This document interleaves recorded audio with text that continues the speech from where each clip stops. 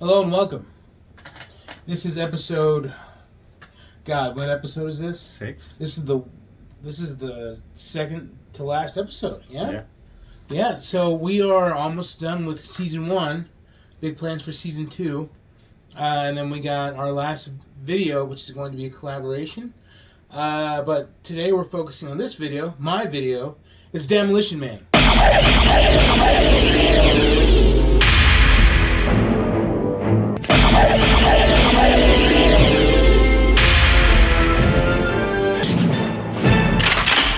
This morning, Simon Phoenix escaped from this cryo facility. We are, quite frankly, not equipped to deal with the situation. How was the fiendish Simon Phoenix apprehended back in the 20th? In the end, it took just one man, John Spartan. Sylvester Stallone, Wesley Snipes, Demolition Man.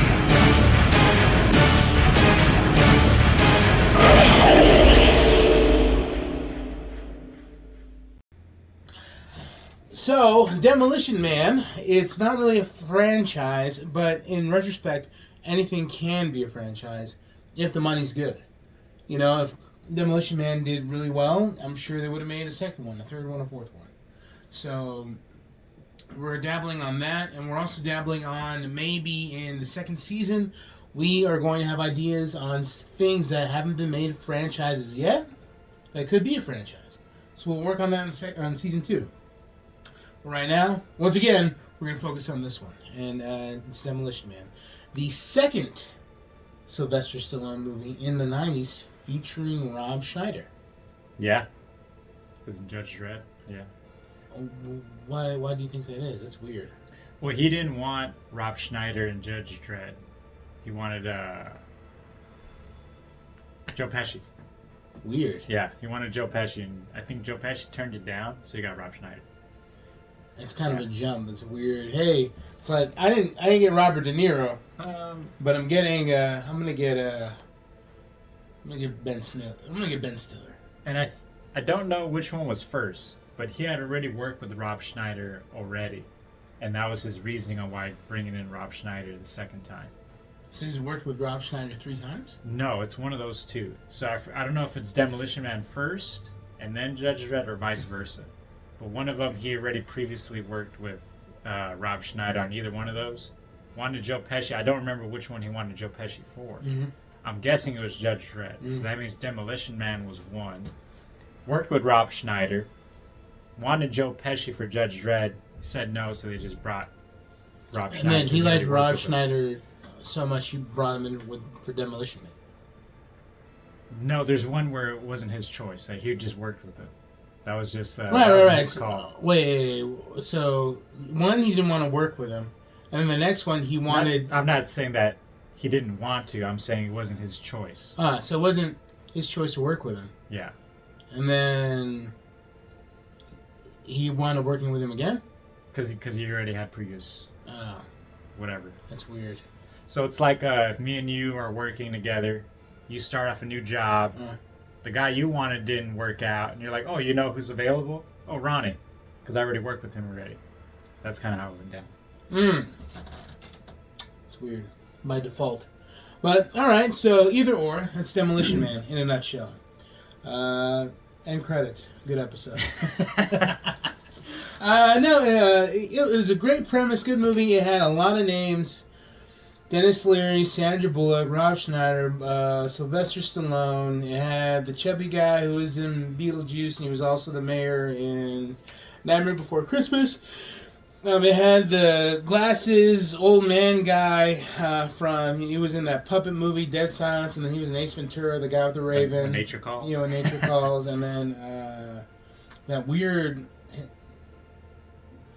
Lou Diamond Phillips-esque Hispanic man. Oh, he's on Blood In, Blood Out. I don't know his name, but yeah. Yeah. Isn't he also Asian American? I wouldn't doubt it. I wouldn't be surprised.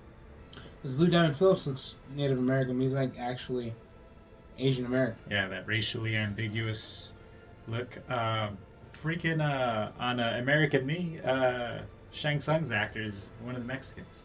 Oh shit! Kerry. I don't know how to say his last name. I'm pretty sure if you gave Edward James Olmos a Fu Manchu, he would look like a grizzled Asian Sure. man. Yeah. Danny Trejo does that too. I'm pretty sure he has the Yakuza thing. You know? And Asian and Hispanic culture kind of go hand in hand. Give him Yakuza tattoos instead of The gay shit right here. Yeah. Big old dragon. Yeah, hell yeah. That'd be hard as fuck. I mean, you Okay. wouldn't really tell. But, so yeah, that's it. If you guys know the movie, you know the movie. If you don't, you don't. Quick recap. Sylvester Stallone's a hard-hitting detective or cop in the 90s, and then he's so radical that it caused the deaths of a bunch of hostages trying to chase Wesley Snipes, our man. I'm not sorry for the drawing. I didn't put as much depth into it because I had a crazy week full of injuries and stuff like that. So I didn't, but Ronnie was nice enough to do the drawing for us today. It's one of my favorites. This is one of my favorite drawings that we feature on the show. And I swear to God, Wesley Snipes, it's not digs at you. This is the second botched drawing I've done of you. The first one was Blade. That's not a vendetta, I promise. I promise. It's just the way things worked out. You have your agent call mine. It's not a defamatory thing. But yeah, so that's how it worked. But yeah, so Sly's chasing Wesley. They catch Wesley and they catch Sly. They both put him on ice because Sly's too radical and Wesley's too crazy. Yeah. And then did they bring back Sly because Wesley got unfrozen? Yes. So Wesley mysteriously gets unfrozen. Do you have anything fresh to say on your behalf? Yeah, I do. Teddy bear.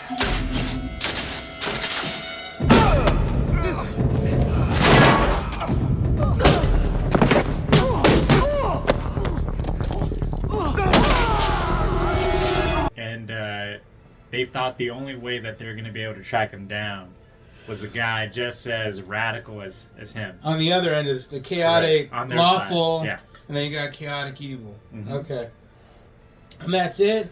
It's a satire on everything becoming PC and soft, and everyone's word is taken against them because they're not politically correct. Violence is outlawed, meat is outlawed, everything is just, vegan and artisanal and soft. And it takes place in the year 2015, 2024? I don't know. I'm unfamiliar what year it takes place in. And it takes place almost now. It's a good thing, and that's not the dystopian future we live in. Not yet. But yeah, so that's it. Push comes to shove. It turns out that the commissioner or the mayor or something released Wesley Snipes. Spoiler alert. And then Wesley gets killed by Sylvester Stallone. He releases Wesley Snipes to pin it on Dennis Leary because Dennis Leary has a whole hub of people who are going against the grain, still eating meat, still doing the whole thing. Drinking alcohol, smoking cigarettes, having sex. Oh yeah, they don't even have sex. Yeah. Yeah, Sly, Bone, virtual Sandra Bullock, sex. yeah. Virtual sex in the future. Who would have thought? Thank God we don't live in a dystopian future like that. But yeah, so and Sandra Bullock was a very becoming young woman. She looked good. She was very beautiful. I think she looks good now for she's in her 50s. Yeah, she looks great. Great genes. Great, very, very, very pretty woman. Yeah. Yes. Okay. So aside from that, that's the movie. It's society can't be put in a box, can't be put in labels. When you kind of go against what people's better nature, you kind of force people to push back doubly so, and you can't fight fire with fire, etc., and that's Demolition Man, Judgment Man. It's Judgment Man. So yeah, did it do well? I liked it. I really enjoyed that movie. Yeah, Liz loves it too. I could watch that movie and have a really good time. I would assume And I haven't looked, but I would assume Rotten Tomatoes gave it a low score. I would say all critics probably gave it a low score. It's a slow movie. Yeah, but it's a fun movie. I think it's really cool that you get you see the contrast of kind of how the 90s used to be, where it was basically a free-for-all, say what you want and do what you want type thing. It was like the beginning of the movie. You had the LA riots and shit like that. All riots all across the country. F you lady and all that stuff. And action. Lots of pouches and bandoliers with bullets in it and stuff. And then, you get the streamlined, Y2K look. Yeah. Nice and uniform, sleek, and Xenon and the 21st century bullshit. Forgot about that movie. Yeah, very fucking like that. Yeah. So, yeah, it's you get both sides. Wesley Snipes' character, Simon Phoenix. Yeah, Simon. Is it? Yeah, Phoenix, I think. Simon Phoenix? Yeah, he was a badass. Every time he did his kung fu moves, it was... the fucking table scratches and shit. Yeah. Okay.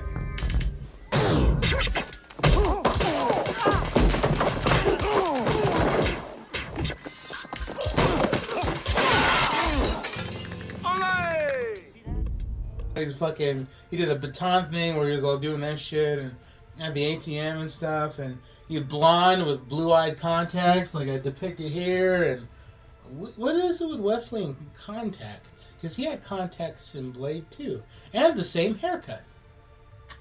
He did have the same haircut. Yeah, he did. What the fuck? Maybe it was in his contract. It was.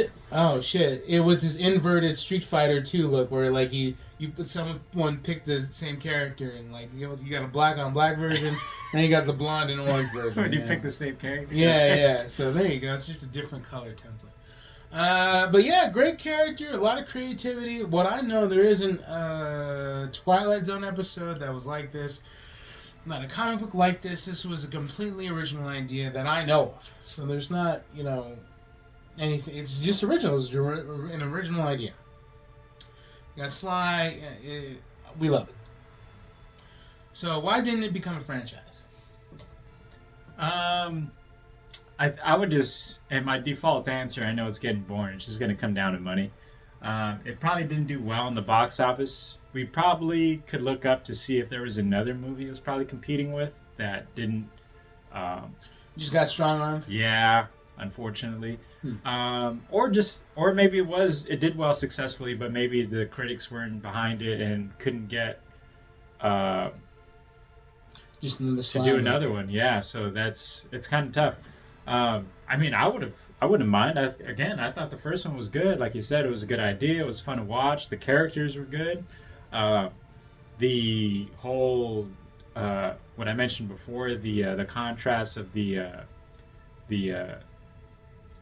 stylizations. That and what's just the idea, right? The way of thinking where he's cussing, and every time he cusses, he gets a ticket that he's got to pay for. And the 3 seashells. Yeah. He has to wipe your ass, right? Because they didn't have it. He's like, you ain't got no toilet paper, so he's just walking around, and everyone's assuming that he's just walking around with shit cheeks.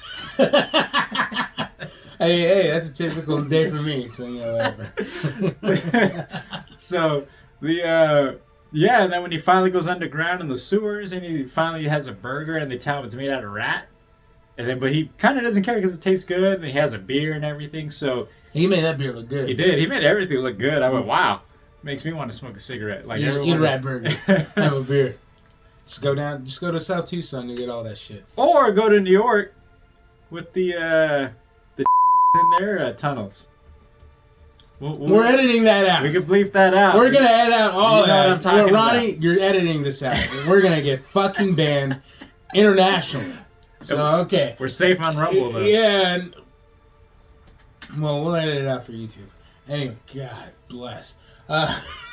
He is fucking shot. Anyway, so there you go. I mean, in the correlation, Dennis Leary did have his underground society in Demolition Man, and the people of Hebrew descent do have doings in tunnels as of late. So there's a correlation. Maybe they like Demolition Man. Yeah, maybe Wesley Snipes is running around New York. Why? Is he Jewish? No. Okay. That one went over my head. But alright. So, there's going to be a giant dialogue that's going to be missing from YouTube. Okay. But, yeah, okay, so we have that. That's probably why it didn't get done. But what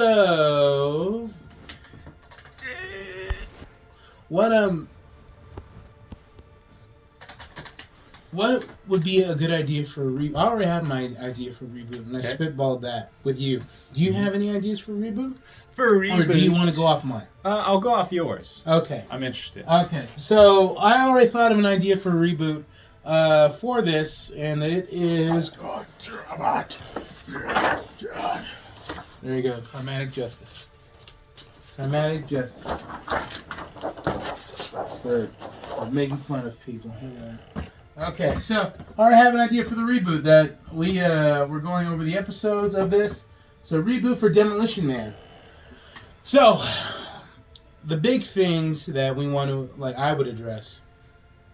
Do I want to make this realistic or unrealistic?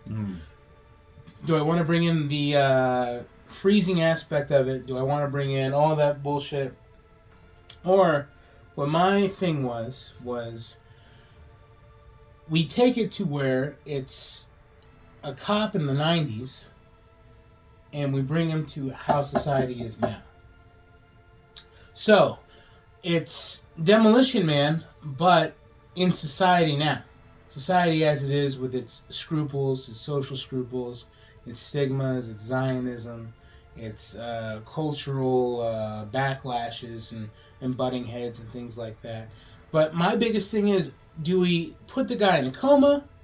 How are we bringing Simon Phoenix? Is Simon Phoenix going to be the big bad in this one? Who's going to be the big bad? Who's going to be the Demolition Man? What the fuck is his name? What's Sly's name in the movie? John Spartan. What is his name? John Spartan. John something. John Spartan. Rambo. Spartan. Shut. Oh shit. Fuck. Sylvester's been making movies for so fucking long, huh? I was like, yeah, you know what? Yeah, he does look like the John Rambo guy. It's fucking Sylvester Stallone. This guy's still alive and making movies. Holy shit. Something like that. It's John something. But yeah, I think so. But okay, we'll just call him Demolition Man. Yeah. Do we bring the Demolition Man? Do we freeze him? Do we make him into a coma like he's a hotshot fucking 20-year-old in 1990, and then he's brought back now? That's what, 30 years, so he's 50? Or do we 54 actually? Or do we do the freezing thing? Or do we do a stasis thing? Or do we do his consciousness is uploaded into someone else's body? Or brain transfer? Or what? You know, I don't mind the freezing thing. I really don't. Because then you get away with new actors, the ageless thing, yeah, where you don't have to worry about him being too old to keep up. So I think that's fine. It worked then. I mean, it will work now.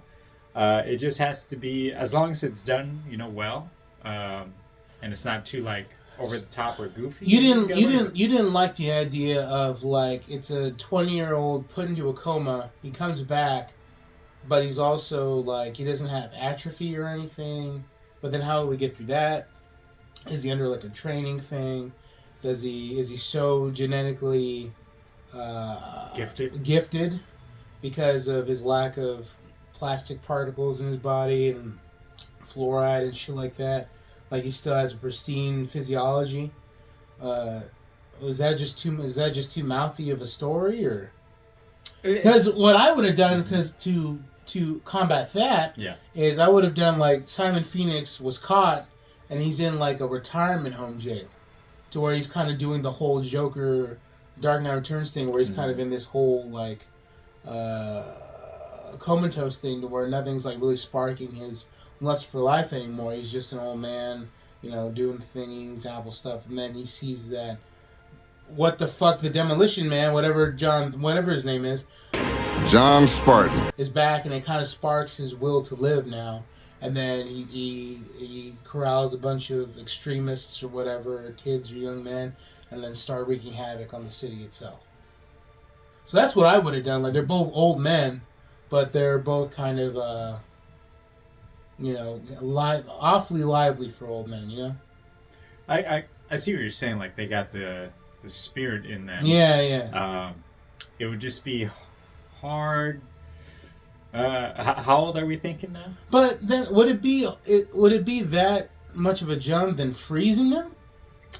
Well, that's what I'm saying. Freezing them makes sense because you can still keep them going on for the story. Like we can still put these guys in combat because they're preserved. We can do opposites. We can do like the Simon Phoenix is an old man, but with his old age, he's become more ruthless and resentful, seeing that, you know, hey, he's old, he had to age in prison, whatever, in a retirement home, while he sees what's his face, the Demolition John Spartan. Man brought back, and he's pristine and young again, and he has like almost a second chance of life. So we can do that. Like that can be translated. I can still have my cake and eat it too. Because if you do that, you give a whole nother dimension to the character of Simon Phoenix. So Phoenix is old, Demolition Man is frozen? Yeah. Okay. So then we have to explain why was he frozen? Why was he preserved? That's what I'm saying. Because if they're both old, then you kind of have like, you know, there's less to explain. But if they're both frozen, why would they bother freezing a fucking criminal? So that's what I'm saying. You could just make that protocol where you no longer have to. In a way, it kind of makes sense because right now, if you look at the current justice system, right, the more people that are in it, the more our taxes go to funding those things. But if you freeze them, you don't really have to worry about feeding them. You have to keep them frozen, though. But it's just frozen. It's just a big freezer. Yeah, but think about the amount of energy you have to use to freeze. Not that much compared to the resources that it would take to actually keep someone alive. Like as far as feeding them, clothing them, resources. Well, we don't even have that kind of science yet. Why don't we? I mean, it's our movie. We can do whatever we want. They didn't have the science back then, but they did it. I know, but I don't want to be too shot for shot remake. Oh, that's what I'm saying. So if you don't want to do that, then yeah, you can go ahead and get rid of the whole freezing thing. And then yeah, you can go that they're both old and they. What story, as a viewer, you're jumping in and you're going in this. We see the first preview. Mm-hmm. What would sound more interesting to you? Both frozen, one old, one frozen, or both old? See, that's where you get me. If you are you pitching it as an action movie? Yeah. Then I couldn't buy two old men going at it like a They've done plenty of movies like that. Such as. Two old men. Every fucking Clint Eastwood movie. The fucking Stallone and Schwarzenegger movie where they break out of prison. You bought that? No, but it was still a movie. That's my point. Yes, there's movies, but like good movies where you could actually buy it and it's believable. When Sylvester Stallone did that last Rambo movie, it was kind of like. He's getting to that point. Good thing he's still in physical shape, but it's getting harder to justify this old man still tearing apart these 20-something-year-old men, like in numbers at that point. Like it's okay. How about not just? It's I can't buy it. Is my point. But that's me personally. But then how about we add to the story that they're both not in? All right, so they're both old. Okay. But what if they're both fit? Because there's still old men out there who can fuck us up. Sure, I agree with you. And then with additional combat experience. Okay, so if you add all that together, I think you would just have to. Then you would have to really ground it. Like there's no way we would drop one of the characters into combat 7 dudes by himself. You know. But it's 7 dudes here now in this time and age. Think about how soft everyone fucking is. And okay, so now we're getting who's he going up against? I mean these marshmallows that he's just gonna steamroll all the way up to Simon Phoenix. But let's start with the story. Okay, so the Demolition Man. So you have the Demolition Man, Simon Phoenix. Yep. You have the same kind of premise. Okay. So they both the big old thing in the beginning. They're chasing each other. It causes lots of casualties on innocents, or what's it called? Friendly fire. Casualties. Yeah. Civilian casualties. Yeah. All right, so the Demolition Man aspect of being trapped in time Yes. is that they're both in a form of isolation, to where they put Simon Phoenix into the what do you call it forever? He's like whatever, they're both 30, so what, 60 something? We'll say, whatever. We'll go 50s or 60s. Okay, so he goes through the channels. He ages out, and they put him into a retirement home, what you call it, because he gives the sense of being feeble and infirm, unknowns to them that he's been like training like his body like in the middle of the night instead of sleeping, so he does his push-ups and shit like that. So he's secretly staying in shape and combat ready because it's all he knows. But when they find him, he's just all, whatever. And then in order to kind of reprimand the Demolition Man character, they put him in a reconditioning unit kind of thing, to where it's an experimental thing. So they keep him into like kind of a brainwashing, reprogram thing, to where, it's like his own prison. But they implement the social structures and tolerances as the time goes on. So every time we can't say, we can't call gay people, whatever, the bad name for gay people. We can't call lesbians a bad name for lesbians. We can't call blacks a bad name for blacks. There's women can do anything. So as the cultural standards are changing, they attempt to brainwash him, but he's just going through the motions. They feed him his pills. They have him do an exercise regimen, brainwashing sleep, and it's part of a new army thing. They want to make the perfect, tolerable police person, following rules and things like that, completely acclimated to the society around them to prevent the Demolition Man's mistakes. And who's to best test that? The Demolition Man himself. So 60 years go by, something like that, and someone does a puff piece about how times are changing, what you call it, and then Simon Phoenix sees the old, he's old and shit like that, and he's kind of like, just going through emotions, and he sees the news reel of, his best fights with the Demolition Man, and he's kind of like, whatever, and then his grandson comes visiting him, or his nephew or something. He never had kids, he was in prison the whole time, and, he's just, the hip-hop, the XXX Tentacion thing, the tattoos right here, and he thinks it's hot shit and stuff, and he starts to visit him because his sister is making him visit or something like that, and it sparks a new livelihood and shit like that. And he's starting to persuade his nephew, how to be a hard motherfucker and stuff like that. And his nephew's kind of digging it, trying to practice what he preaches and stuff. Something happens to where he practices what Simon Phoenix was telling him, gets his ass beat or something like that, and I don't know, the Jumanji, the bullies follow him to the retirement jail thing or whatever, and then he sees it, goes out, and he kicks all the kids' asses because they're soft 2024 little rapper, Little Nas X kids, and then it kind of sparks a whole thing to where the nephew, so it's kind of it's equal to where it's giving 3 dimensions to Simon Phoenix, but also giving dimensions to the Demolition Man. You know what I'm saying? Mm-hmm. So the kid says, "Hey, my uncle, he's a 60-year-old man. He beat up all these guys, who were kicking my ass." And he starts bringing his friends around, and the Simon Phoenix is doing a Furious Styles type thing, where he's teaching the young kids, "Hey, this rap is nothing. I grew up in a time where they were having riots and shit. I was killing people. I was fighting. I was, taking bottles and pipes and, just, you have to have a good actor for that shit." And then he kind of does this thing. They break him out, and then they start this whole fucking gang. They start running shit, starting a criminal thing, and then he starts getting traction. Then they bring out the Demolition Man. He's old, he does a thing. He's an old guy, and he has the full head of hair, but it's all white. But it's a thick head of hair for some reason. He's all yoked out. So it's less about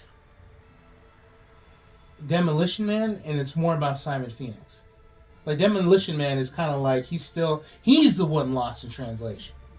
You know what I mean? Because they just chucked him out of his reconditioning cell and plopped him into the thing. So he's kind of like the Simon Phoenix in the first film. not like he's resisted the brainwash. He's resisted the conditioning. He calls the gay people what you don't. He does the whole thing because he's stuck in the '90s. He has the hardcore '90s thing. He sees the hip hop kids. He goes up to him. He's like, what the fuck are you doing? He's really what you call it. So there's humanity to Simon Phoenix, and there's this sort of inhumanity to this Demolition. You know what I noticed? We have been doing the boogeyman to a lot of our protagonists in these movies. Have you noticed that? Judge Dredd, Blade. Judge Dredd. We gave the boogeyman a Blade. We gave the boogeyman a Blade. Remember the first one where we made Blade a fucking like he's the hard case and shit like that, and then he learns his humanity.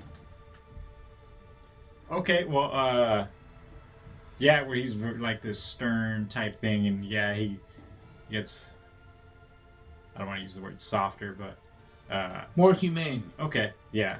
But I wouldn't say it's necessarily the boogeyman thing. Even what you're saying right now with Demolition Man, not necessarily the boogeyman, but just a detachment.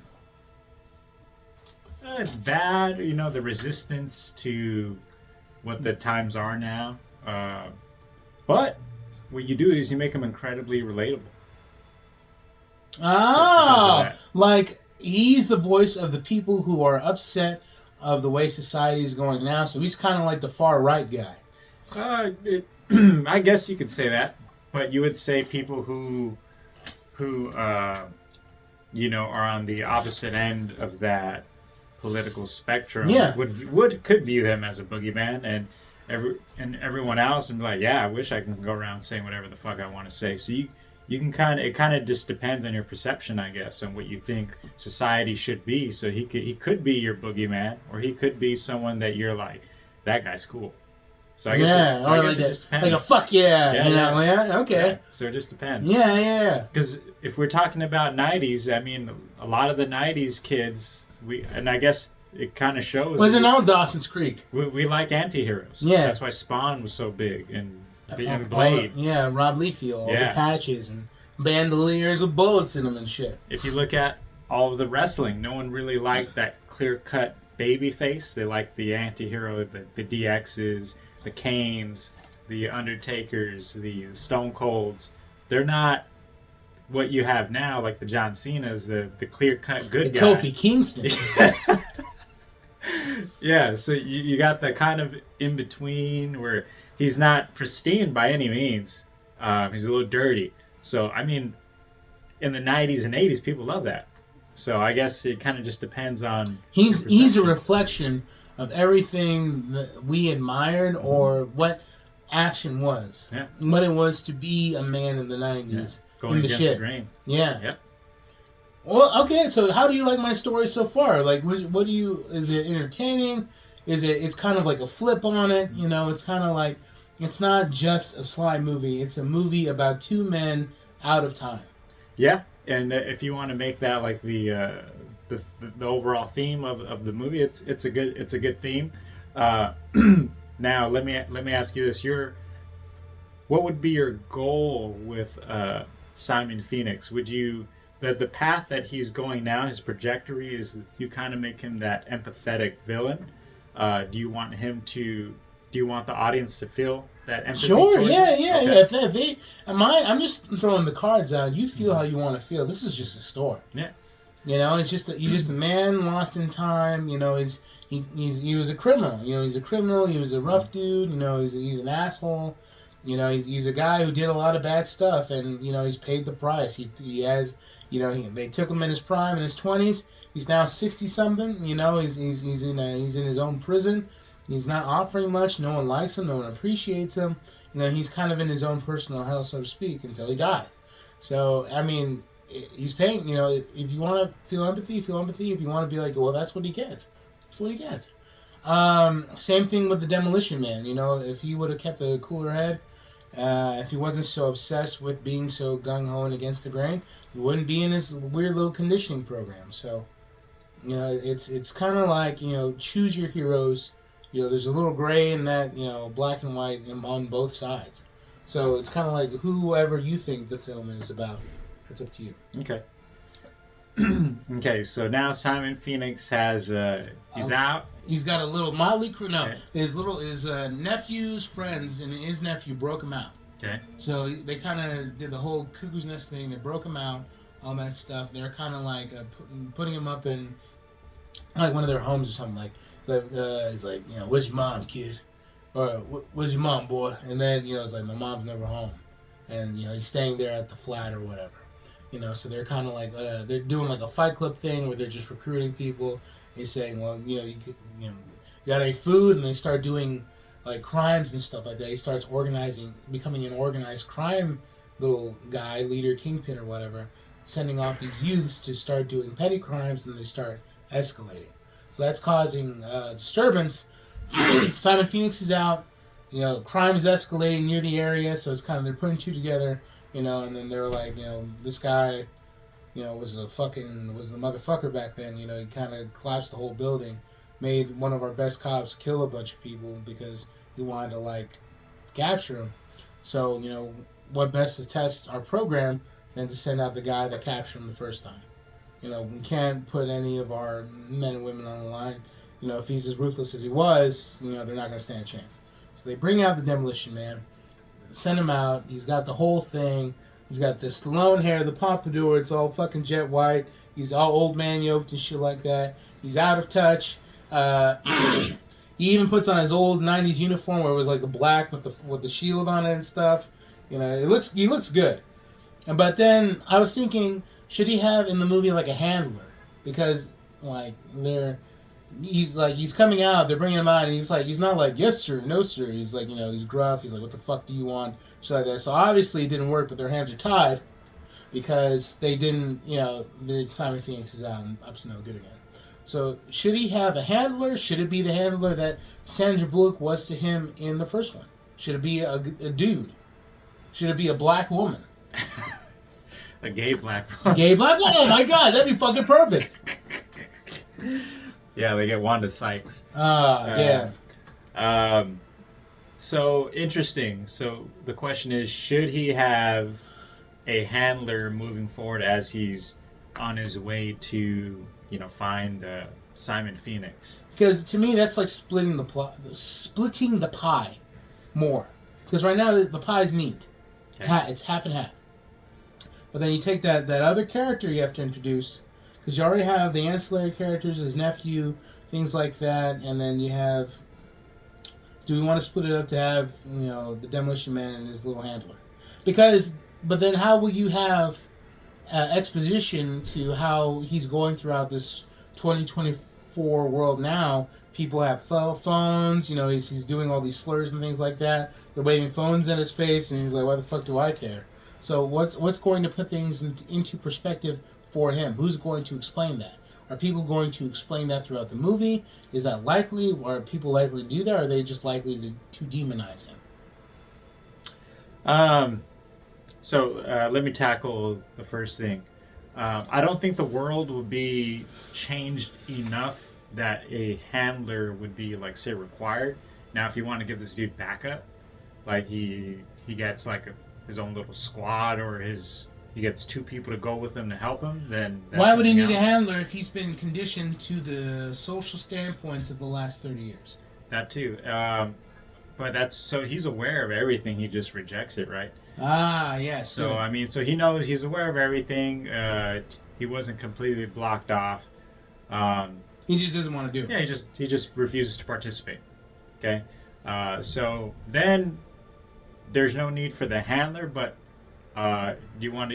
there's two roads that you can do. You could either, this guy's on a solo mission by himself to go get Simon Phoenix, or you give him some backup, like... No, because we nipped it in the butt. Okay. He's literally been brought up in the Oprah Winfrey's and the Two Towers and shit like that, fucking Obama and stuff like that. So he's been up to date. Yeah. They're keeping him up to date, and because that's how you have to be in order to be conditioned. He's just rejecting it all. He knows everything.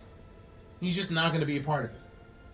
He actually prefers to stay in the cubicle where he has his meals, his weightlifting, and his bullshit, whatever. So that's it.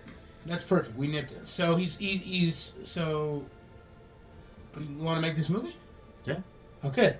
First scene. You have. There you go. We have the first scene, and it's your quintessential action beginning. Action beginning. Bear with me. That's what that says. Okay, so it's like the first one. You have the actor who's going to be the actor chasing Simon Phoenix, pow, pow, pow, less action movie, more tactical, more tactical, like actually using police tactics that lead to the deaths of hostages. So more accurate. More accurate. Okay. It causes the deaths of hostages. He winds up capturing Simon Phoenix, and they put him away. Okay, and you have the court scene for both of them. They put Simon Phoenix away. They put John Spartan. Sly. They put the Demolition Man away. They both plead their case. They're both guilty. And then the last scene of the beginning is Simon Phoenix. You're spending the rest of your remaining years in a maximum security prison. If that institution proves to be over something like if that's too intense for you as time goes on, we're gonna put you in a retirement home. Just not in those words exactly, but whatever. And then Demolition Man comes up and he said, whatever the fuck Demolition Man's name is, John Spartan. due to your overzealousness and your judge speak, you're too much of a gung-ho cop. We will not imprison you, but we are putting you over to the higher authorities for an experimental procedure to recondition you to be a better person of the law. And then Demolition Man, whatever, and then you have this time jump forward. So you have the time jump forward, and it has the retirement home prison thing that they have. You see all the prisoners and behind the wire thing, they're all old and shit, doing their walkers and stuff. And you have the actor playing Simon Phoenix. I don't know if we're gonna actually get like an actual old guy to do this, like an older man actor, or if we're gonna put a young black actor in prosthetic makeup. It probably makes sense to cast a young actor in the past and then an older guy in the present where the movie takes place to save on prosthetics and makeup and shit, yeah?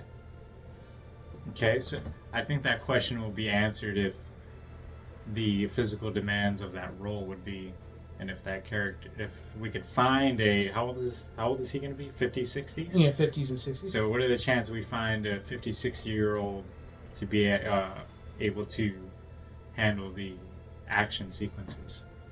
Well, we get a double, but he has to look the part. Like, we're going to get him on a weight. Everyone's going to be fucking yoked in our movies. Okay. Everyone's going to be yoked.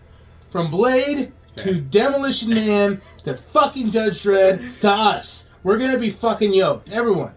Everybody. The director. Everyone. The directors. The boom guy is going to be yoked. The guy the catering dude. Everybody. Everyone's going to be fucking yoked, okay? It's in everyone's contract. Everyone's contract. You want to be part of our movie studio, you got to fucking be yoked. Alright, so that's the thing. So I think, just to say on prosthetics, we're casting older gentleman. That looks like...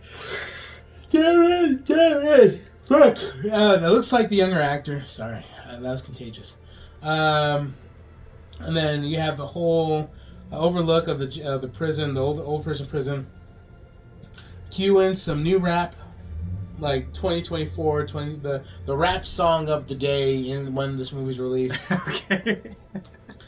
And then you have the miserable, he's just doing checkers and stuff like that. And it goes throughout the day, and it kind of does like flash forwards. He's playing Parcheesi. He's listening to the other old ex-cons, saying, reliving their glory days through stories and stuff. And it has like the guy in white, the nurse dude, kind of guide him to his prison thing. He looks old and tired and beat up. And he's lights out or whatever, and then you see him spring to life, and he's doing push-ups and shit like that. He's doing squats, and, stuff like that. So it shows that he's very active. He's just not the only solace, the only life that he has, the only fire that he has is in his exercise and self-preservation. So that's it. And then you go the next day, it's kind of like a montage, where, he's obviously rinse and repeat. And then it has his nephew come in and visit. He's listening to his nephew, and he's very detached from his nephew, and vice versa. And he's like, Auntie, asked me to come by and start visiting you. And then he's like, why the fuck you want to visit me for? And then shit like that. He's like, because I'm not, because I'm getting into trouble. So what kind of fucking trouble you getting into? And it shows another montage, shows him like being really bad at getting into, like, stealing a TV or something, and like he falls on it or some shit, and like he picks a fight, gets his ass beat or something, and he has the little fucking tattoos and the shit like that and stuff like that. So it shows that he's being a bad kid, but he's not very good at it. He's the 2025, 2026 bad kid. He's all talk. And then he's asking he's asking his uncle advice to be a good dude, and it's just I don't know, he's like being very dismissive, like, I don't know, eat your fucking vegetables or something, he's like, and he's like, there's nothing there, but he has to keep visiting his uncle because this is punishment. And then his nephew tells him a story about what happened wrong, and then it kind of sparks a life in him, or no. The nephew tells the uncle, keeps getting beat up, something like that. And what happens there? Because why would bullies come into the prison to beat up the nephew? Where's the orderlies? Wouldn't the orderlies stop them? How does the Uncle Simon Phoenix go out to beat those kids? Wouldn't the orderlies stop them? So what do we have here? How do we move the story? The nephew's getting beat up by a bunch of kids. The uncle wants to do something about it because he likes that. He cares. If there's some sort of care for that. How do we move the story there? Well, you could just simply, how you said it before. You said that the kid breaks him out, right? The kid breaks him out after. Like the kid and the bunch of kids' friends who realize that this uncle Simon Phoenix has something to offer in terms of toughness and mentorship towards, kind of being a criminal. That's when they break him out. But how do they?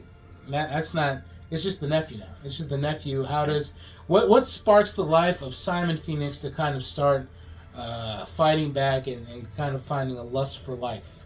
Okay.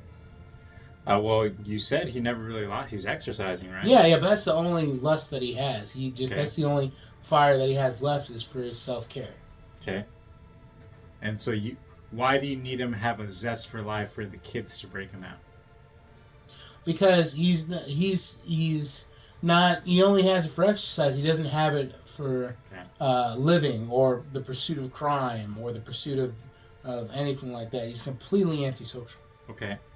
But I'm saying, why does that need to happen for the kids to break him out? Because he hasn't really proved his worth yet. He hasn't really proven himself in his nephew's eyes. Okay. What can he do that could inspire this kid who's bad at breaking laws, bust him out?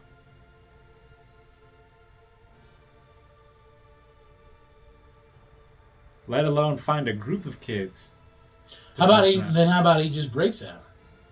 Okay, there you go. Kill two birds with one stone. So the kid comes by. So he's walking.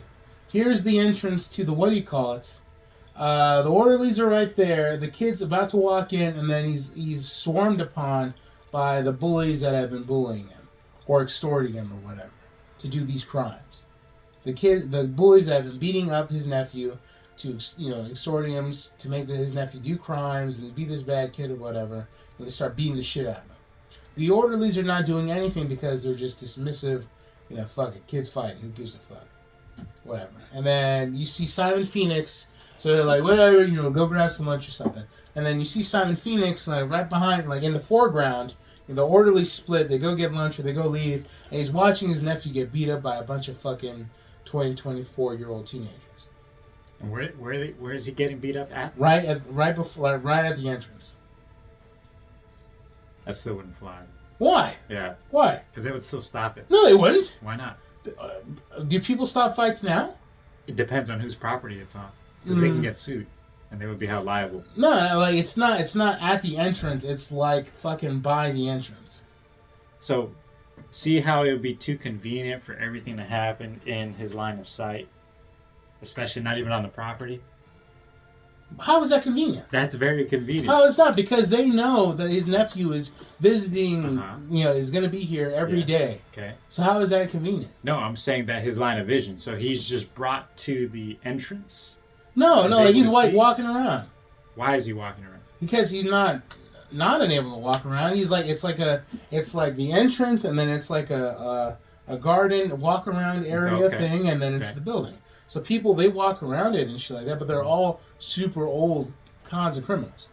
Okay, so it's like so they're in the yard. Yeah. They're in the yard. He's walking around waiting for. But that's the thing. They would come get him depending on the time. So they would have to come get him because they have to basically dress him up, get him processed to go into the meeting room. So I don't think at that time he would even be walking around in the yard.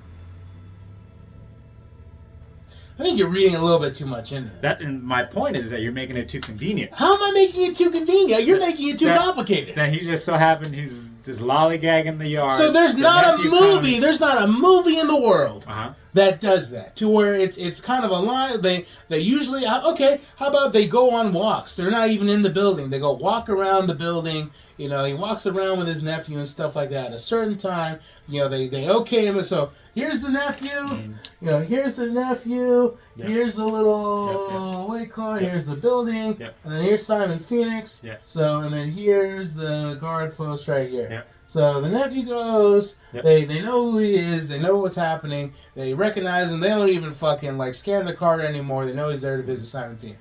So the weeks go on, a month go on. They do this. He's there waiting for his nephew, and then boom, he is descended upon by the bullies who go and fucking have been extorted. Okay, now you got something. So basically, they're on opposite ends. They're on opposite ends of the gate. That's what I was saying. That's not what you said. That's not how you interpreted it. That's not how you explained it. That's not how you listened. Because you said he entered in as if he's inside of the building. No, he as in the nephew. That's what I'm saying.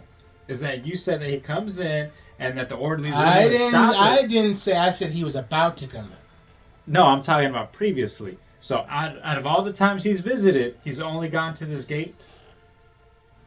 He has to get through the gate. Oh, so he's inside the gate now. No, he's about to be, but then the bullies get him. The bad kids get him. Okay, so you are saying he does enter in through the gate? Yeah. Okay, that's my point, okay? So throughout all the times you said he's visited, he has been inside this facility. Yes. Okay? He's better off not actually ever going in from the get-go. If you want to make it to where he's visited his uncle and they just go on walks around this gate, and then he takes off. Would they allow that? They can't stop him. He's not entering in anything. Would they allow Simon Phoenix out of the facility? You said he's in the gate. This is the yard, right? You said the garden area? Yeah. So if they wouldn't allow him, how's he even there? No, because there's still a fence around it. That's what I'm saying, so there's a fence, Simon Phoenix is inside the fence, and nephew is outside the fence, and they just walk and talk. That's smart. That's what I'm saying. So they're just walking and talking. So there is no enter in, so you don't have to worry about anyone interfering. Yeah. So they just... They kind of do like a peruse. Yeah, they're just walking like the a perimeter. zoo thing. Yeah, exactly. So he's talking to him through the fence, and they're walking and talking. It's over, so he has to go in, then the kid goes out. That's how they've been doing their time. So that's how that's set up. Now, you got something here. So say there's a road coming up, right? Yeah. And every day at, say, like 12 o'clock, they walk the yard. It's 11:55. He sees the nephew coming down. Boom! He's kind of excited. You see him like, what do you call it? Okay. It's kind of like, he's looking forward to this almost. Sure. It shows a different dimension to him, a humanity. Yeah, so where he has something to look forward to, exactly. Then bam, he gets jumped, but it's so far that, they really can't do anything. And they see it. They call it in, like, hey, this kid's getting beat up and stuff. But it's too late. And it's not like they can really go, or maybe they do send someone, but it's too late. He's already got his ass whooped. They didn't react in time. And he sees that. And so yeah, there you go. That creates a spark. So yes, that will work. So if, as long as he's walking around this fence, and then he's on his way, that happens. As long as he's not on the property, because if it does happen on the property, they will be held liable. So yeah, if it's somewhere here, you're good. Okay, so the spark happens. Spark happens. So then what do we do now? Okay, so the spark happens, and that's my point. So he's got this spark. But you need this spark in the kid to happen to where he actually has the balls to go and break out his uncle. And where does he even get the... How about instead of him breaking out the uncle, how about the uncle breaks out? Okay, then there we go. So he does a thing to where, you know, he goes up and fucking whatever, you know, he runs out. Not even that. He fucking pushes his way out and stuff like that. So he sees his nephew get, you know, beat up and stuff like that. So he's all hobbling, and the orderlies trying to stop him. Does he like fight off the orderlies? I got. So he's been exercising, right, every freaking day. They just get caught slipping, right? So this is basically a retirement home, basically. So they're not really prepped or even expecting anyone to really fight back, and to the extent that he is. And maybe he held one of the orderlies hostage, right? And he's got like the knife or something. And yeah, he just was able to escape out. He whoops their asses, and he holds one, you know, at knife and stuff. Maybe got one from the kitchen. The kid or the orderly? No, he's got the orderly. Oh. So Simon Phoenix got the orderly. The kid's not even there. So he got beat up, right? So he's out. He starts. Then why does he want to break out when the kid's not even there? Like, no, the kid got beat up, right? So the kid got beat up. So he's home wherever recovering.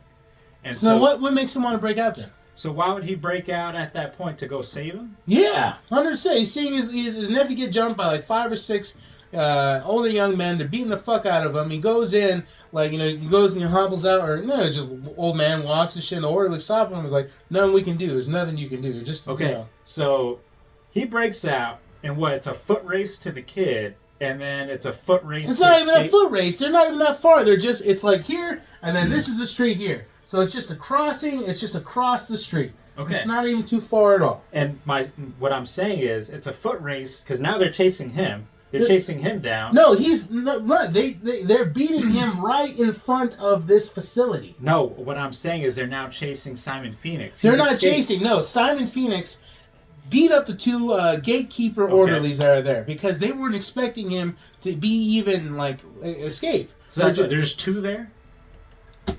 There's no way. It's a retirement home. You're getting caught up on semantics. You're making it way too simple. You're making it too simple where this isn't even believable. Like, you're making it way too, like, oh, it just so happened there was only 2 guards at this time. That's my point. Is that only 2 guards that assume that the inmates here are infirm, incapable, and stuff like that. That's the point. That yes, he's aged, but he's still very capable and very combat ready. And my point is that in no, I don't know what you call this, retirement prison will there ever be only 2 guards. It's not. There's orderlies in the place. There's orderlies. Yeah, that's what I'm saying. So he beats up, say, 2 guards. They're on their walkie-talkies. Hey, he's out. Now there's going to be a whole chase. Not if he like knocks them out and debilitates them with, like, you know, crazy kung fu moves. Fucking like that when he quits. And the security guard doesn't see any of this on camera? Of course they do, but think about how many people... Okay, so now there is a foot race, because he's out, and they'll go get him, and then that's... But this is not scot-free. They eventually, like, do a warning, but you have dudes on their phone fucking around. Okay. Yeah, they're all overweight. They aren't prime. What do you call it? This is Simon Phoenix, the guy who's been exercising since he was 20 years old. Okay. You know, yeah, fat, overweight, effeminate, fucking dumpy, out of shape dudes, fucking being security guards and orderlies. It's a cake job. You have them like slowly walking the old criminals, getting their food. You know, they're holding their hands and stuff. None of them are even. That's the satirical take on this film. Is that everyone's fucking soft? Not like everyone. It's people nowadays. Think about how to shape people that we know are. Think about how to shape people that we work with. Or maybe not you because you're a personal trainer. But I work with a lot of out of shape people. I work with a lot of fucking... I'm related to a bunch. I'm one of them. So, I mean, this is a human take. People aren't paying attention because they're on their phones. People aren't paying attention because they're watching YouTube videos on their fucking computers when they should be looking at a monitor. That's the thing. You have these two old men who are at their prime still since the day that they were incarcerated, sharp and ready, put into a world that is nowhere near the high-octane level that there was 34 years ago. That's the point. I see your point. Think of, okay, you have RNAs, live-in nurses and shit like that. Old women, little Hispanic women, things like that. They're not going to stop a 6'3", yoked out, old, grizzled, current maximum security prisoner. He goes out, he fucks up the orderlies. They're going to be a 5'9" guy and a 5'4" guy, or a woman or something. He throw checks both of them, incapacitates them, runs across the street, beats the fuck out of the kids that are beating up his nephew mercilessly because he's a grizzled, big, black man. And then he picks up the nephew, and the nephew's like, come on! And like brings him to a flat that where he lives, where his sister lives, his aunt, Simon Phoenix's sister. He stays there because the aunt isn't home. She's out getting porked, out doing drugs and shit like that and stuff like that. So he's staying there. The kid brings all of his friends, and he was like, show them what you did the other day. And he's like, whatever. He's like, I didn't do nothing. If you worked, if you took your fat asses over the track or did some push-ups, you'd probably be able to do the same thing. That kind of attitude. And then he says, no, come on. So he brings one of his friends. He says, hey, hey, Pip Pip or Fish Shoes or whatever, some fucking lame-ass name like that. Go attack my uncle. I'll give you $30. And he's like, $30? And he goes and he runs at him and shit, and his uncle goes, pow! Knocks him the fuck out. So that's how he's proving to these kids that he's more of a threat than the world around him. You're saying that is an implausible, unlikely story plot. 100%, yes. But for the sake of the video, we can continue because we're not going to agree on this. But okay, so let's. You're getting into the semantics of it. Let's move forward. God. He's out and he's doing his Terminator 2 thing. Go ahead. Terminator 2 thing. Yeah, you just said it. He's a little kid. He's showing him. Show him. He's basically showing him. Yes. Okay. So that's it. But as you said, he's at the flat. There's news going around that's trickling in that there's a ex-con or whatever, Simon Phoenix, is presumed dangerous. Be on the lookout and stuff like that.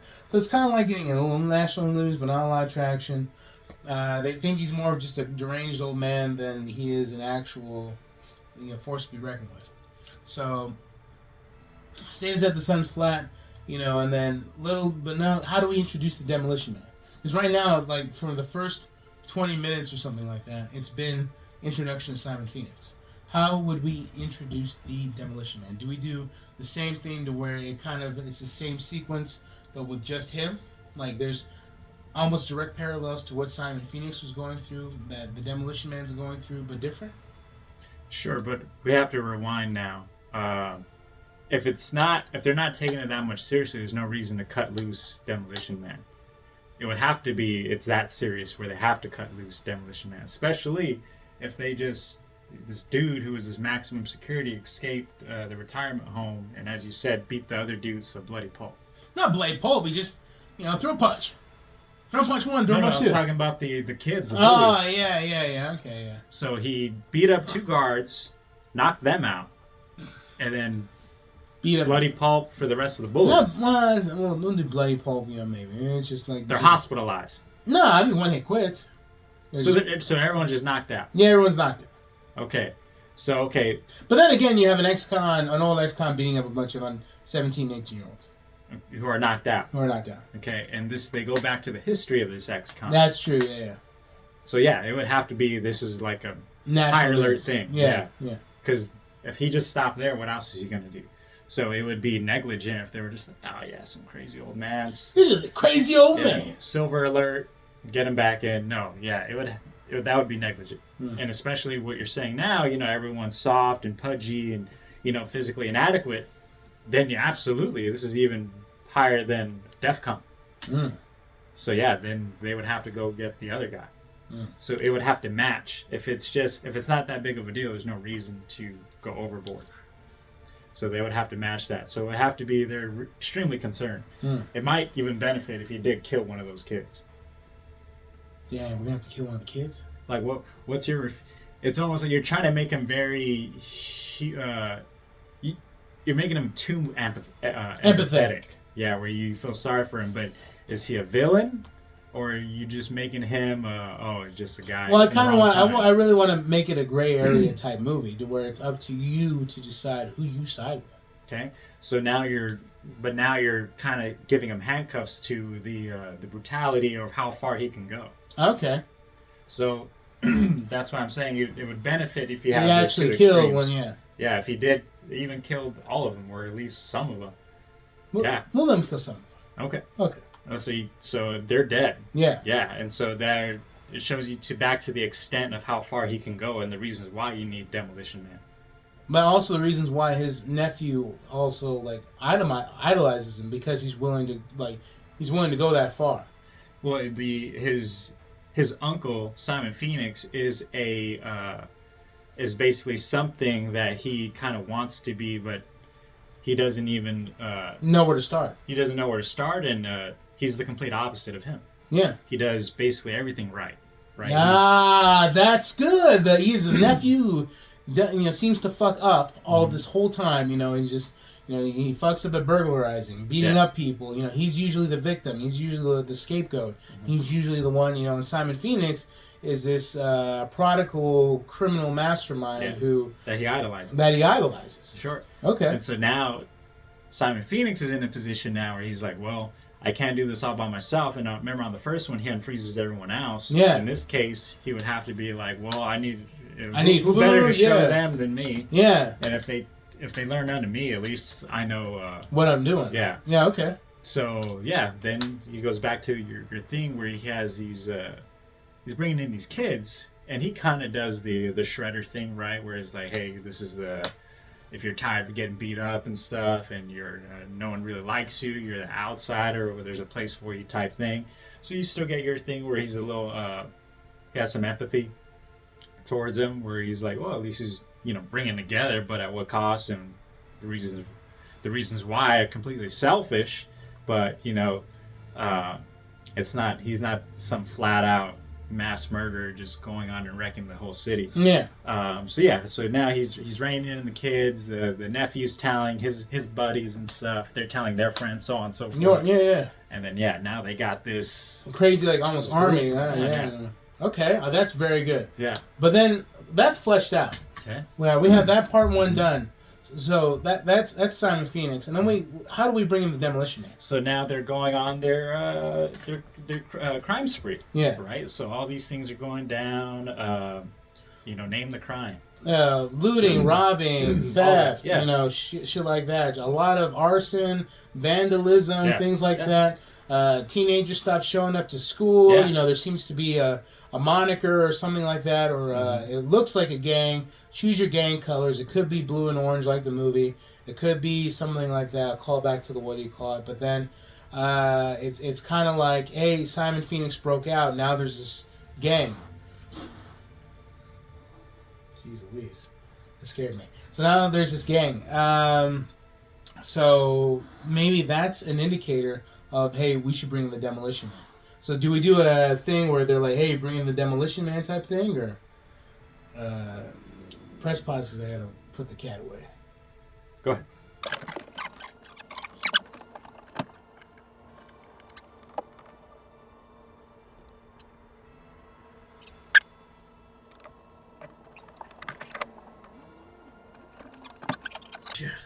Okay. Yes. Okay, so we have to make the call scene.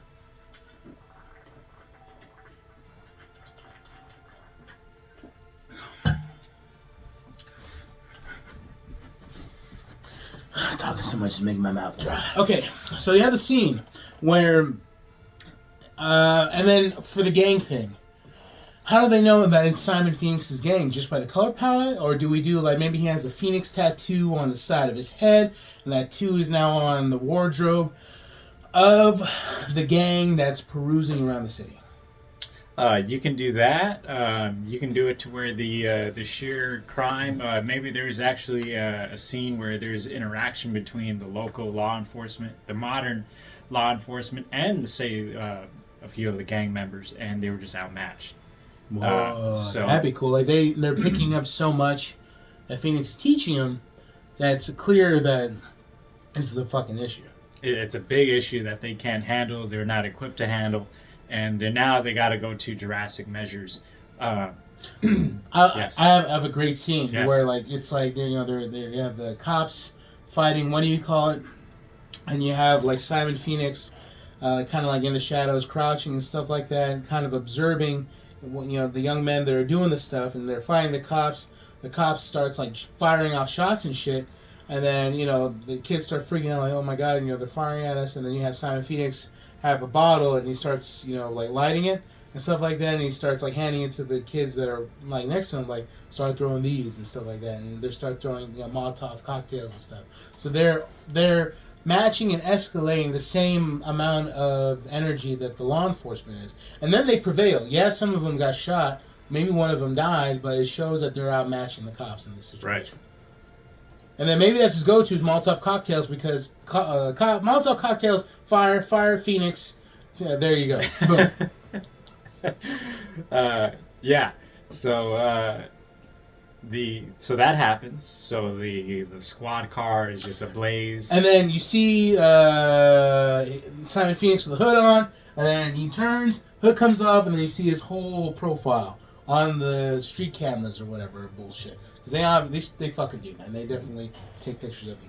And they're like, fuck, Simon Phoenix is leading a giant crew of foot ninja young men. He's the Black Shredder. That's a badass rap name. If I ever become a rapper, I'll do that. Black Shredder's fucking awesome. So there's that. That's when they give the call. Yeah.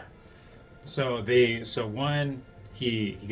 escaped, right? And now they have confirmation that he is leading basically an underground army, and it's on a crime spree, and now they're killing cops. Yeah. Yeah. So now they're like, all right. All the boxes are checked. Yeah. Well, if they continue to wait, I mean, the next step that you can do is call the army, but Martial law. that's good. Oh, why don't they call the army? It's martial law and then army, right? Yeah.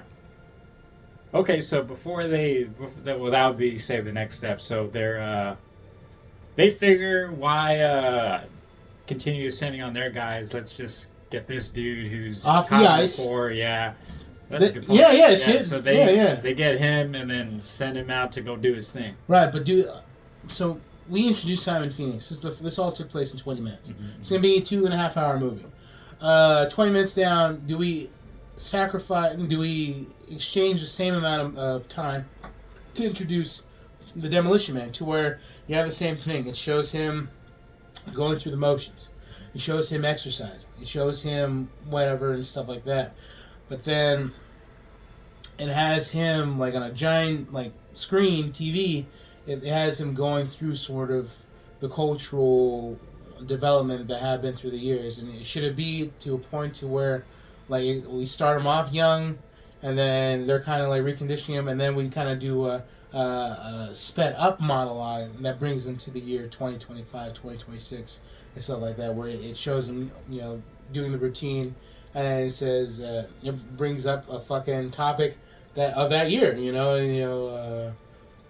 President Jessica Normandy just released a new affidavit that requires all inclusion in all classes, and that the term gay is considered a hate crime, and just shit like that. Like he's like, God, and then he comes in, and then it has like an agent or a cop or somebody like that, and he's like, it's times sure have changed, huh, John? And then it just he's like, you should have fucking I don't know, just dialogue.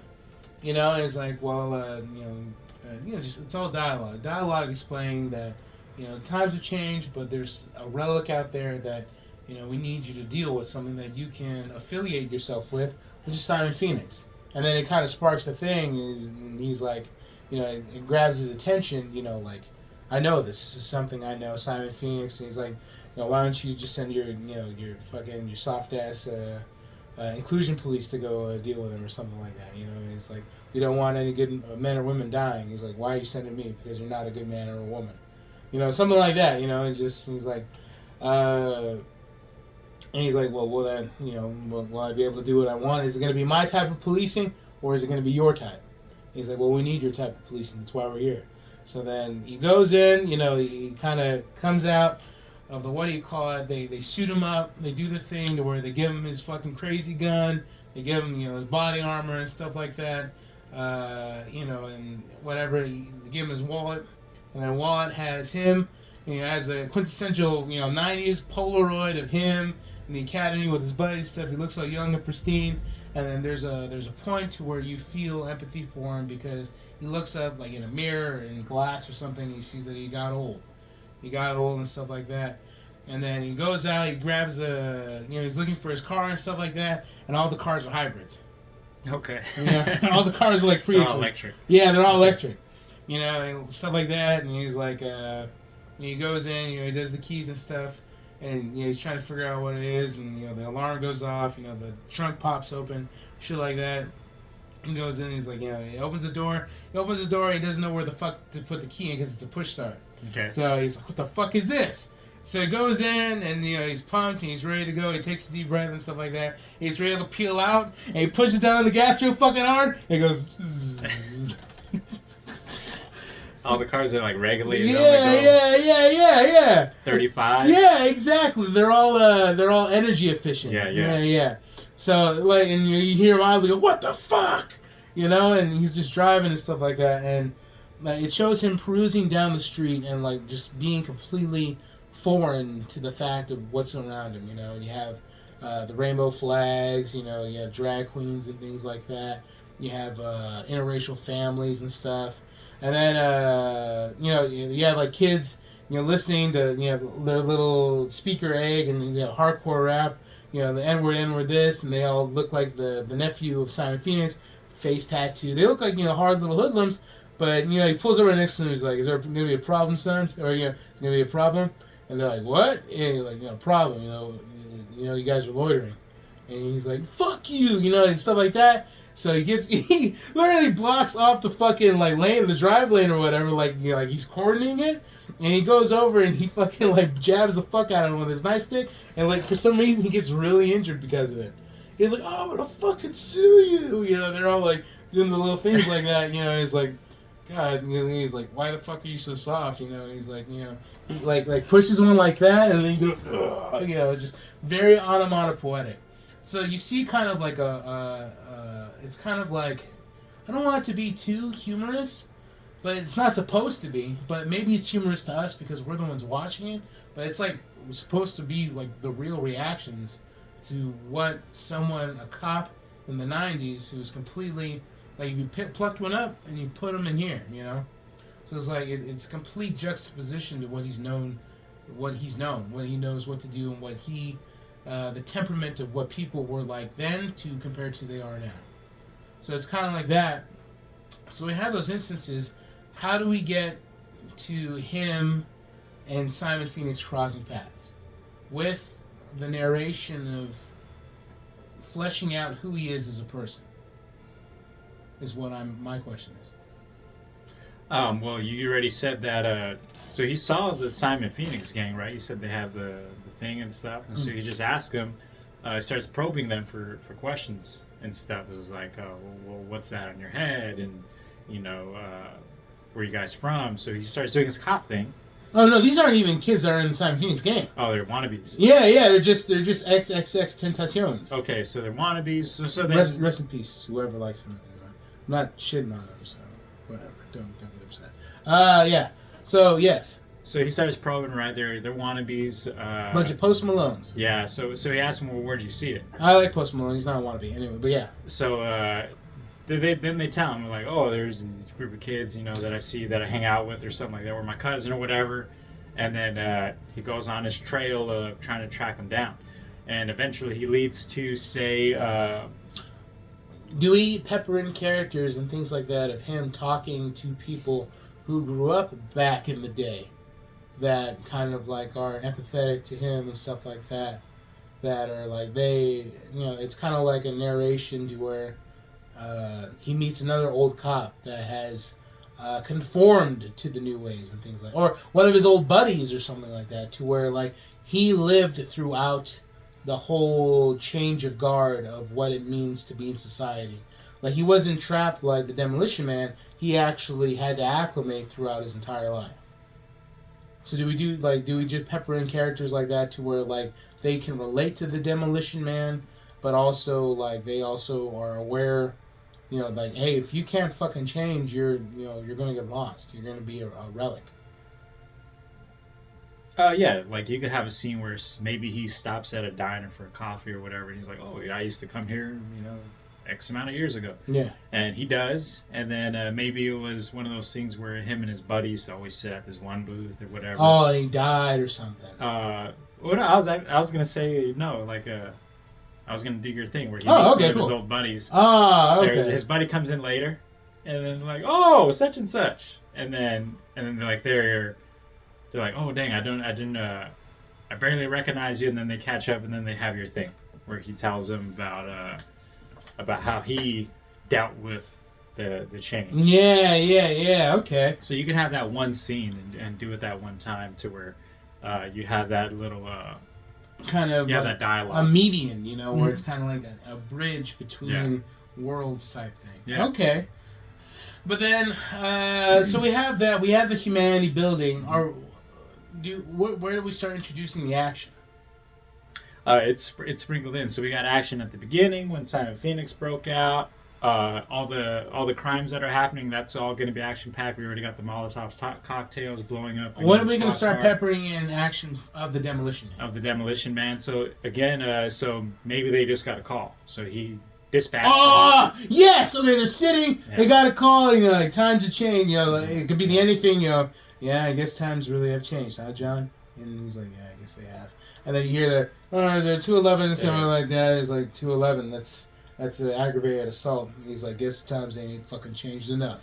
And then they go out, they do the thing. He's like, what are you driving? He's like, that fucking toaster out there that's running on electricity. He's like, I got something for you. And his partner that he met up with has the old school fucking white car. He's like, God damn it! And then you have the whole real thing where they start jumping and stuff like that. And him being next to the Demolition Man's kind of like revving up his engine a little bit and stuff like that. He's like, he's kind of feeling young again. So it's like all of these old things, all these old relics, these old men are kind of having this second chance at youth, finding youth again in these altercations and things like that, and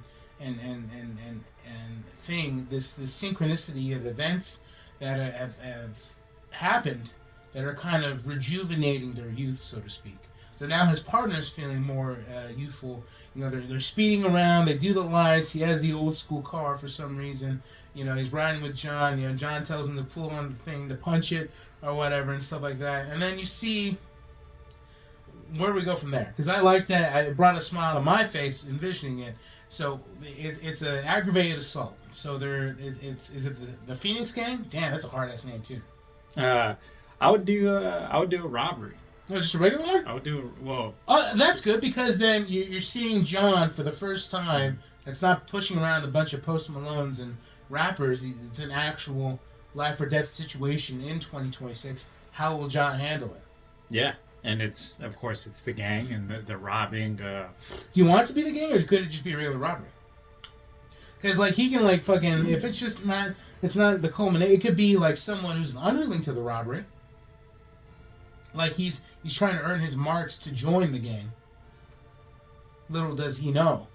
So John and the partner come out. The guy's got the guy, whatever, dead to rights. He's like, I'm gonna blow his goddamn head off, and then. Before his guy, his old friend that John met up with, before he can even utter a word, John the Demolition Man fucking comes up, blasts his fucking hand off, and he's like, and the partner's like, what the fuck are you doing, John? He's like, it's what we would have done back in the day. He's like, it's not back in the day anymore. And then you have the guy, he's going in shock, it's funny, but it's not. But it's like supposed to, like, if you're sick and you find that, you know, he's like turning pale, he's like sweaty, and like the partner's like helping him out, like patching up his hand, stopping the bleeding. He's like, John, call the ambulance. And he's like, why? He's the bad guy. We stopped him. He's like, call the goddamn ambulance. And John's like, I don't fucking believe this. And he's like, ambulance, yeah, I have a crook. Yeah, I have a killer that I stopped from killing somebody. I'll just send an ambulance. Yeah, he's very, like, cynical about it. You know? So he's going through that stuff. And then that's another, like, event that brings to light that he's really, like, his shoot first, ask questions later isn't going to fucking fly. It's not going to fly. But then, you know, the guy who he shot knows something about the Phoenix gang. It's why he was doing the robbery. He was trying to earn his bones and stuff like that. So we have that. What do you agree? What do you think that scene would work? It would work. It would work. Do you agree with it? Yes. I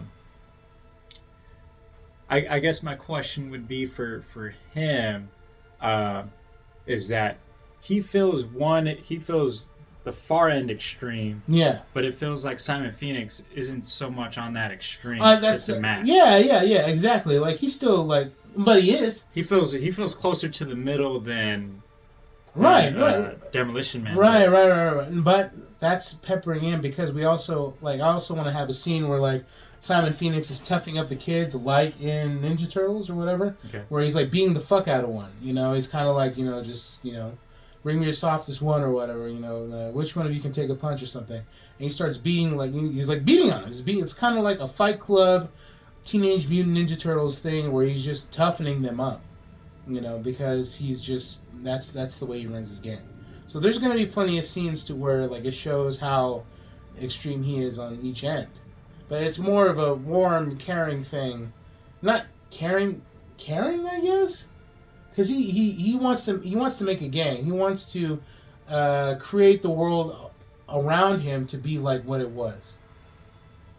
And John, the Demolition Man, is pushing against the world around him because it's not what it was. So he's kind of, Simon Phoenix is terraforming to where John, the Demolition Man, is sort of pushing back.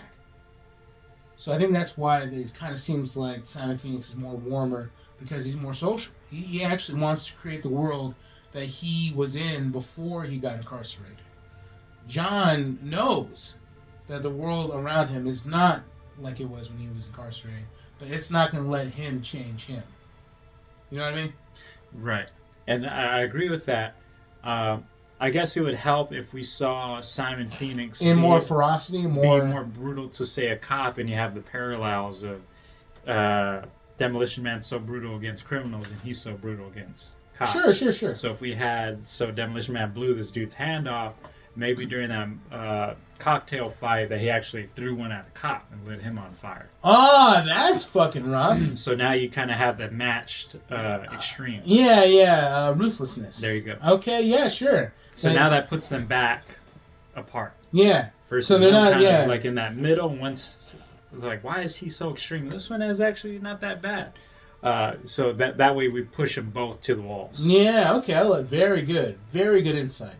And it can be like a lady cop too, so that way you're like, that's tough. Yeah. She's like, you know, on fire. Yeah, I know. She's like, ah. Yeah, that's. Yeah. Okay. See. Yeah. All right. So yeah, he blew the dude's hand off. He's reluctant to call for the ambulance. Indifferent, whatever. Kind of like, you know, do you even deserve an ambulance for what you're doing? Type thing. Yeah. Okay. Yeah. Okay. So we have that. So that scene is to show that they're equal. They're literally on the other equal, but on opposite sides. Right. Okay. And so now we got word, or he got some information that he has the criminal has information. No. Sorry. So they bandage him up, stuff like that. Punk teenager kid, whatever, is earning his bones with the Phoenix gang. The partner's weight club bandaged him up. He's on the stretcher. He's like this, and the guy that John, his old buddy, is interviewing the kid who held up the shop that got his hand blew off. The kid says, I'm trying to be recruited. I'm trying to earn my bones.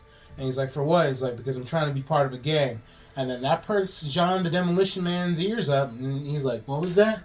He's like, "I'm trying to just trying to get into a gang. You wouldn't know anything about it, old man." So he's wrapped up, and he presses his thumb on the bloody end of it, the part that he shot off. He's like, "What gang would that be?" And he goes, "Ah," and he goes, "Ah, ah," and then they're like, "What are you doing? What are you doing?" And he's like, kind of like whatever. He's like, "What gang is it, kid?"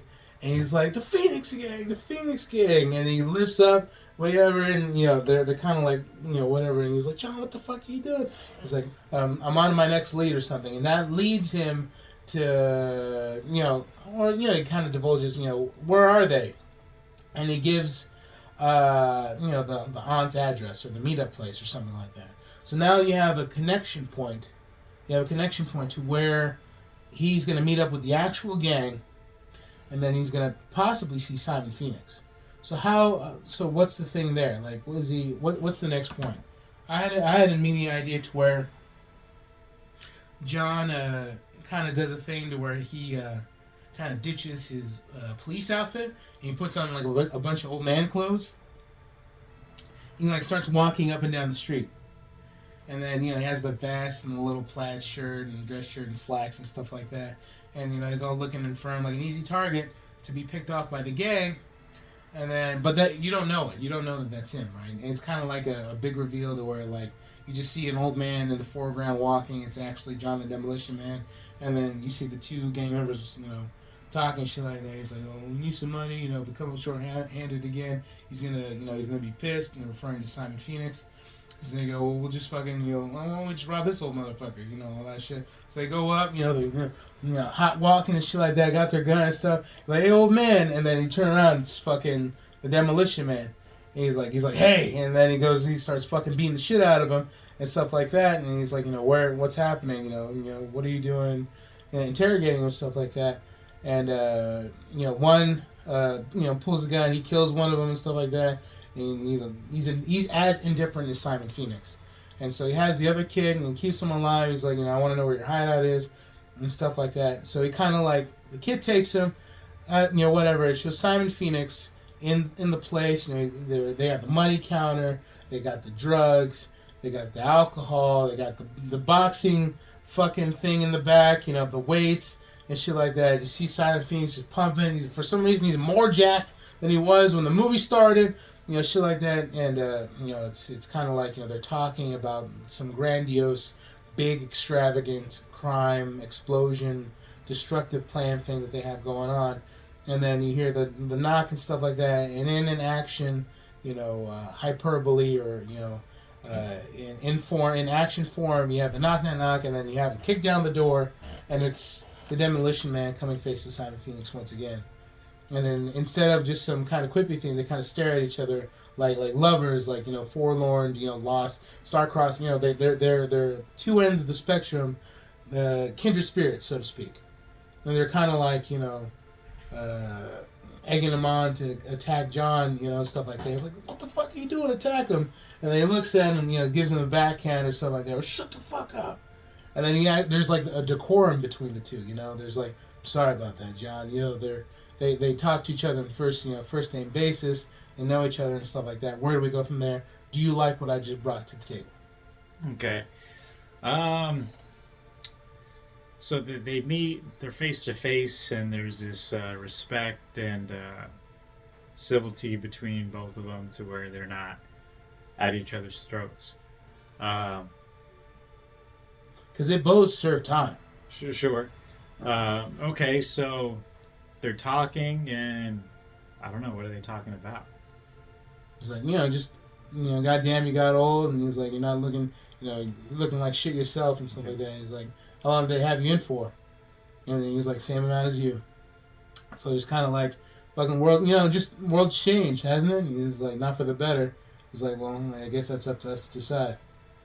He's like, "You're gonna go back to your old, are you gonna go back to your old stuff? Are you going to go back to your old tricks?" And he's like, "Only if you do."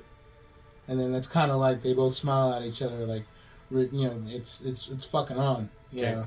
So now a fight breaks out. And now a fight breaks out. So yeah, you got this action scene. So you're probably gonna have more gang members coming in. Sure. But I want to do one where like he throws one of the kids, shit like that. These are men who've fucking been exercising for 35 years straight. They're throwing kids and shit, fucking, but it's like merciless. It's like a complete disregard. You have Simon Phoenix fucking like shooting through his own kids. You have fucking John the Demolition Man do we do a thing to where they disregard collateral damage, just like that because they haven't learned their lesson? Not letting them be too empathetic from the audience. Well, you can't now. You can't show that now because they haven't been throughout the whole movie. That's true. And that's what got them there in the first place. And it's not like they learned their lessons when they were released either. Right, and then you just had Demolition Man blow a dude's hands off, so I don't think he cares less. And put his thumb on his nose. Yeah. So I don't think he can care less if these gang members are getting shot. Right. And then Simon just doesn't care about anything. Yeah. He's just in it for the fight. Okay. So there's that. Big ol' lots of lots of tactical bullshit, whatever. You only have Simon Phoenix and the Demolition Man actually with prowess and tactical fighting ability with firearms. These kids just don't know anything. They're just dumb, kids, fodder, whatever, and stuff like that. So, what do we have here? Like, is it just the point to where they close in? Is there going to be fist fighting? Should it be just guns a-blazing, or what? And where do we go from there? Well, I want to hear from you. It could be a mix. So, I'm trying to think. So, I mean, is Simon Phoenix trying to escape, or is he trying to kill Demolition Man? I think he's just trying to kill. I think he's just reliving the old glory days. He's just trying to. He's lost in the nostalgia and the rose-colored glasses of his youth. So that's kind of the point. Like they're kind of doing things to where like they're almost having fun with it. They're both. So he wants to be chased. It sounds like that. Yeah. So all right. So he's trying to run off. Demolition Man's chasing him, and then you could have pretty much gun exchange. Could be a point. So now they're out, and then you could have you could have a mixture of both to where now they're doing hand-to-hand combat. Trying to think of how he would escape. Doesn't have to be anything complicated. Could just have Demolition Man not necessarily get jumped, but he encounters more of the gang while Simon is taking off. And so now he's gone. Perfect. Yeah. So he's fighting like a bunch of fucking kids. Okay. Like kicking their asses. Simon Phoenix is like climbing up a staircase or something, getting on top of the building, and he's just watching him work. And they're both kind of like having the best time. He's like smiling, watching his guys get beat up, and John's just beating up people because when was the last time he was able to? So they're doing that, and he nods his head, runs off. Yeah, the Demolition Man kicks all their asses and stuff like that. And he kind of leaves one breathing or, conscious or something like that. And he's like, he kind of gets, what's the next step? What's the next plan? And where do we go from there? What would be Simon Phoenix's next plan? What is Simon Phoenix's plan as a person? We said that, and I said that his main goal is to terraform the world around him.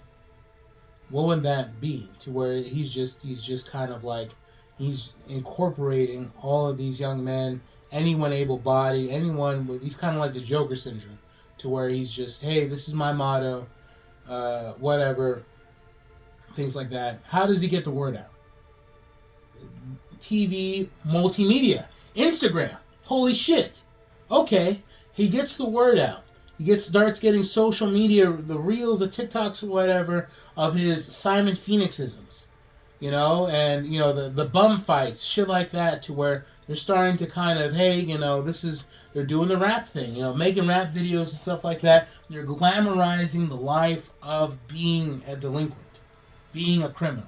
So that's how it goes, and that's kind of his introduction and the acclamation, the utilization of the world around him. He's using technology to further his cause of chaos and criminalization. So there you go. That's the plan. He's kind of using the world around him as a tool. And it's getting the Demolition Man nowhere because he's not doing the same thing. He's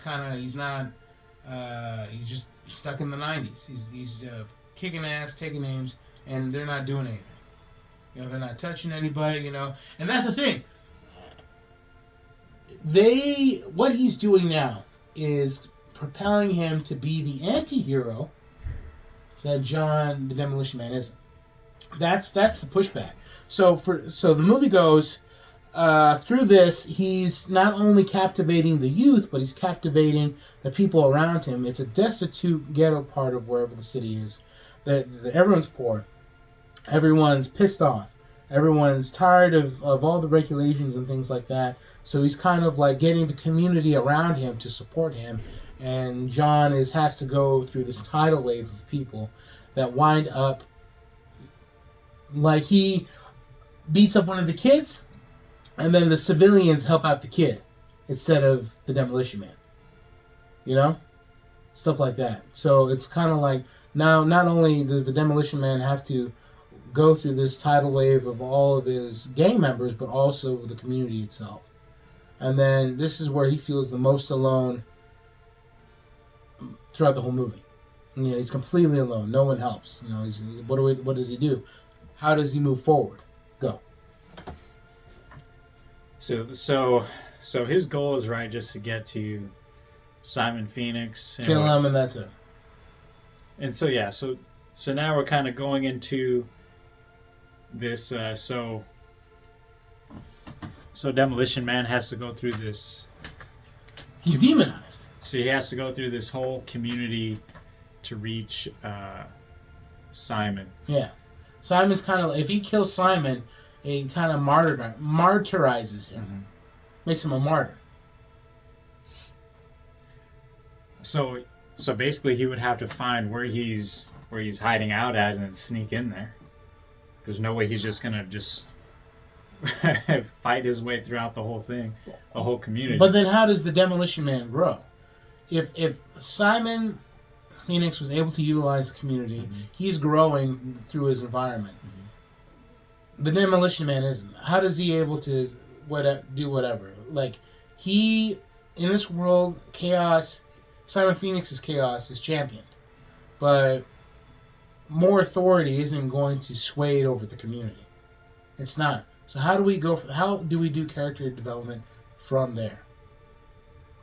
Well, I guess you can see how Demolition Man sees how successful that Simon Phoenix has been to organize a community in ways that he couldn't, or that law enforcement can't, because something's not reaching out to them the way Simon is reaching out to them. So I guess they need maybe he needs to learn some sort of humanity in order, and like maybe the lesson that he should have learned in the reconditioning cell that he was in, he needs to learn now in the city itself. What lesson would that be? To maybe not see, maybe just to change.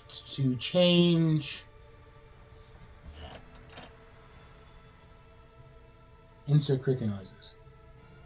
That's a tough one. How do we develop, or we can go the full route to where he does. He fully does fucking gung-ho, kills all of these kids. Why not? That's what I'm saying, is that that would be hard to do it, you know, as a single person, that he would have to like wipe out X number of people. He's done it before. When? That's true. So, but then you got one guy against like a whole city block. More. That's what I'm saying. That's not possible. So then he can't stop Simon Phoenix with violence and brutality. Then he can stop him with. See, that's the thing. Now you're playing tug of war with the community. The community and stuff. So I mean, he would have to go almost out of character. What's he gonna do? Do his own Instagram? So that's where it wouldn't. Now we're in a box now. Demolition Man's in the box. Mm-hmm. We are the creators. So if Simon Phoenix was able to reach out to his community, why can't John reach out to the police force? I mean, he can, but so now How would you do that? So let's reverse engineer this. Say he does, for whatever reason. Now you got law enforcement versus the community, which isn't a great, which isn't that good of a thingamajig. I mean, how different is that now? I mean, sure, but that's the thing, is that these people have kind of been led astray, basically. You know, they by this false prophet, basically, that they got to somehow bring them back to the light. No. That no. Perfect. We have the formula. I have the formula. Mm-hmm. That's the point of the movie. That's the point. You have, and it's up for interpretation. Simon Phoenix is able to fucking change with his community. Okay. He's the person that you are able to empathize with. The Demolition Man isn't. The Demolition Man is the Demolition Man not because he's kicking ass and taking names, because he destroyed the community around him. He got the cops to fucking go out, clash with the community. He kills Simon Phoenix, and it brings the community back to how it was in the 90s. Pure chaos. Okay. You're 100% right. I'm doubling down on it. That's the moral of the movie. That's the moral of the movie. Okay. Because the Demolition Man isn't the good guy. But neither is Simon. There are no good guys. It's just how it is. They're products of their time. They're products of the time now. What they choose to do with it. Is Simon Phoenix good for creating a community through violence? Did it join the community? And yeah, they're protecting, and they're also taking responsibility for it? Sure. But by what means? Is there still violence and drug use? Is there still crime and stuff like that? Yes, but it's kind of like the mafia. You know, it's a controlled chaos. You know, there's chaos with rules. You know, there's a system there. You know, it's no one forced the community and things like that to champion Simon Phoenix. They chose to. They were tired of the regulations and the things like that and stuff like that. You know, and the cops were, you know, giving them a hard time. They were regulating and things like that. The only pushback that they got was from the cops. They were from the cops, and they adopted the moral compass of the Demolition Man. Hey, you know, if this is something you don't like, you know, and you can have a scene where the cops are getting more pushback from the community, not just the gang, but the community itself, forcing the cops out. They shut down a police station. They completely occupy and things like that. The cops are like, what do we do now? You know, they turn to someone that they didn't understand, the Demolition Man, who is the Joker in the sense, in Batman form. Hey, I get shit done. You want something? I'll get it done. I'll get it done. You're going to have your fucking results, and I'm going to give you exactly what you want. But he gave him exactly what he wanted, and it caused more of a pushback. It turned Simon Phoenix into a martyr. It turns the Phoenix game into a gang of, you know, just the army of Simon Phoenixes and the community that's backing them. So it's kind of like that's where it goes. There's no hero here. It's just society. You know, that works very well. That plays very well right now.